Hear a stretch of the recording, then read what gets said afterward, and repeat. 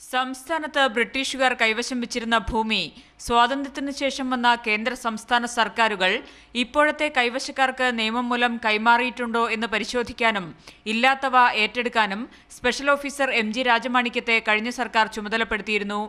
ഇതനുസരിച്ച് നടന്ന പരിശോധനയിലാണ് KDH-ന് 58,741.92 ഏക്കർ ഭൂമി കൈമാറിയത് തെറ്റായ നടപടിയാണെന്ന് സ്പെഷ്യൽ ഓഫീസർ റിപ്പോർട്ട് നൽകിയത്.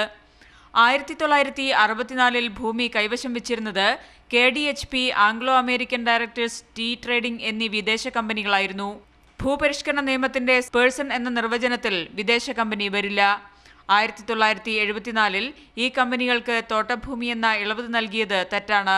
പിന്നീട് 1977 ഇവർ ടാറ്റയ്ക്ക് ഭൂമി കൈമാറിയതും തെറ്റാണ്. വിദേശ കമ്പനി എങ്ങനെ ഭൂമി വിറ്റു എന്നതാണ് പ്രശ്നം. അതിനാൽ KDH ഭൂമിയിൽ ലാൻഡ് ബോർഡിന്റെ നടപടി പുനഃപരിശോധിക്കണമെന്ന് സ്പെഷ്യൽ ഓഫീസർ ശുപാർശ ചെയ്തു. ഭൂസംരക്ഷണ നിയമപ്രകാരം തുടർ നടപടി എടുക്കുന്നതിനും അനുമതി തേടി. ശാലിനി ദാസ്, മാതൃഭൂമി ന്യൂസ്, കോഴിക്കോട്.